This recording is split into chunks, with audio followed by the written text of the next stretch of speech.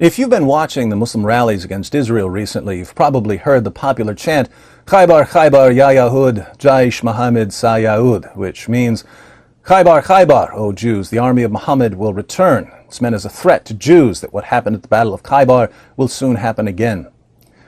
Muslims who chant Khaybar, Khaybar, Ya Yahud apparently don't know much about the Battle of Khaybar. They might have a vague notion that it was some sort of military victory over a Jewish community, but if Muslims actually knew what happened at Khaybar, I don't think they would ever bring it up as a threat. It was, after all, the most embarrassing event in Islamic history, and in the next few minutes, you'll understand why.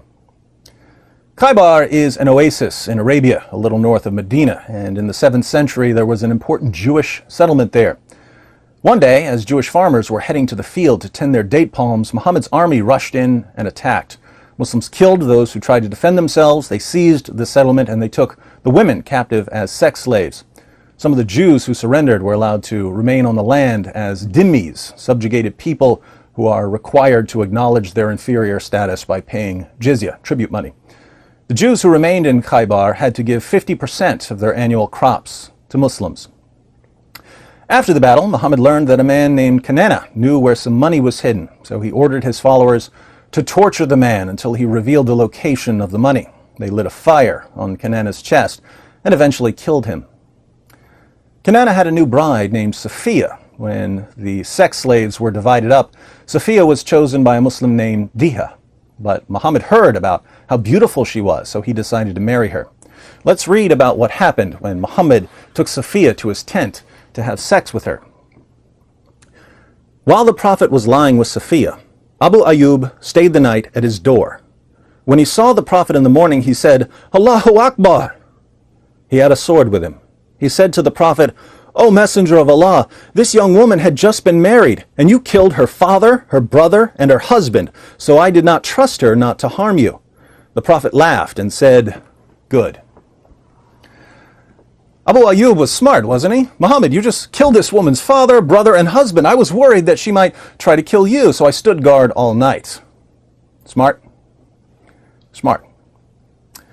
Abu Ayyub was definitely smarter than Muhammad. Why do I say that? Well, after the Battle of Khaybar, a Jewish woman offered to cook dinner for Muhammad and some of his companions.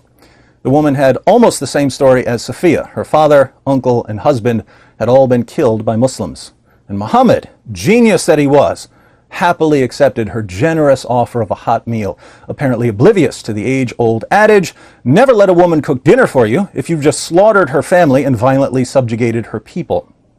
That one went right over Muhammad's head, so he sat down for dinner with his companions. Here's what happened, according to Sunan Abu Dawud 4498. A Jewess presented Muhammad at Khaybar a roasted sheep, which she had poisoned. The apostle of Allah ate of it, and the people also ate. He then said, Lift your hands from eating, for it has informed me that it is poisoned. Bishr died.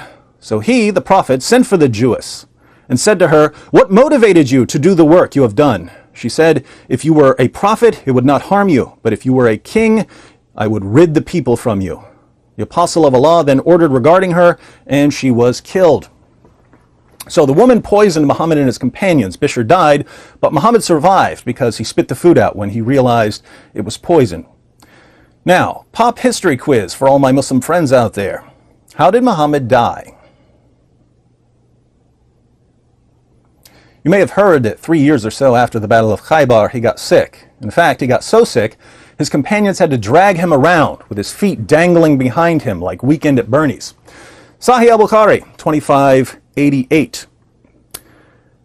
Aisha said, when the Prophet became sick and his condition became serious, he requested his wives to allow him to be treated in my house, and they allowed him. He came out leaning on 2 men while his feet were dragging on the ground.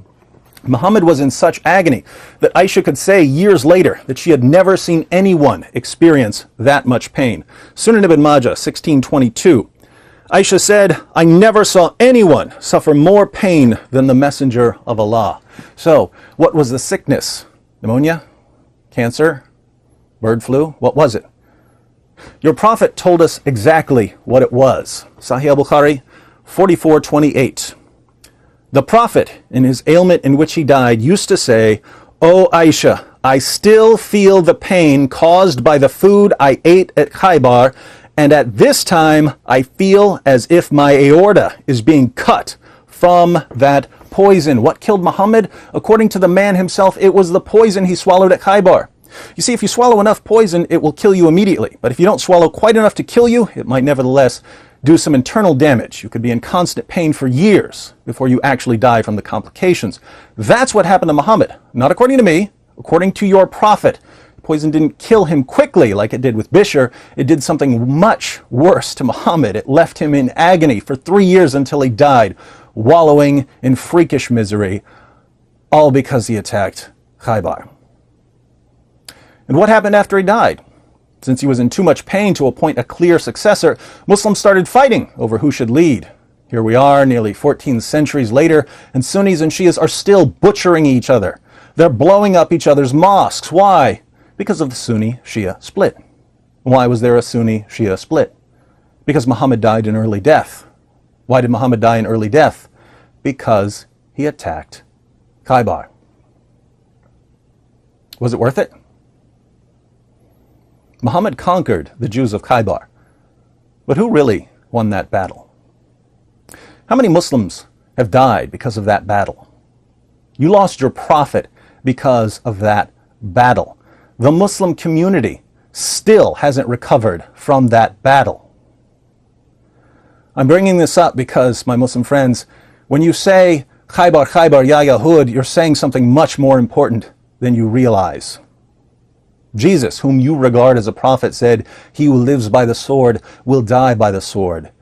If violence is your only way of dealing with your frustrations, that doesn't just affect the people you're attacking, it affects you and your family and your community as well, because people are eventually going to respond with violence. Groups like Hamas know this. They want the violent response. They hide behind Muslim children in order to get the Muslim children killed. And for what purpose? Social media campaign against Israel? A Muslim child's life to Hamas is less valuable than a tweet. Absolutely sickening. But most of you Muslims out there are better than that. You're better than Hamas. I'll be honest, you're better than your prophet, much better than your prophet. You may believe that you have to condemn Jews just because Muhammad did, but you don't. God gave you the ability to think, my friends. Instead of mindlessly imitating your prophet, you can learn from what happened to him. When Muhammad moved to Medina, the people of Mecca were happy that he was gone. Muhammad could have lived the rest of his life in peace. Instead, he chose to attack the Meccan caravans. He chose to live by the sword. And this eventually led to war. The wars never stopped for him after that, and they haven't stopped since. Your prophet's most enduring legacy is death. 14 centuries of Muslim killing Kafir, Kafir killing Muslim, Muslim killing Muslim. Muhammad is a wonderful example for all of us, not of how to live, but of how not to live. He's the anti-prophet. I invite all of you Muslims out there not to follow him down the path of violence and to leave Israel alone so that children in Gaza and the West Bank can grow up knowing that they are more than shields for terrorists. But for those of you who want to continue the cycle of bloodshed, for those of you who won't be satisfied until Israel is reduced to a pile of rubble, all I can say is, remember Khaybar. Your prophet himself couldn't escape the consequences of his killings. Khaybar, Khaybar, ya Muslimin. Halak Muhammad da yaqeen.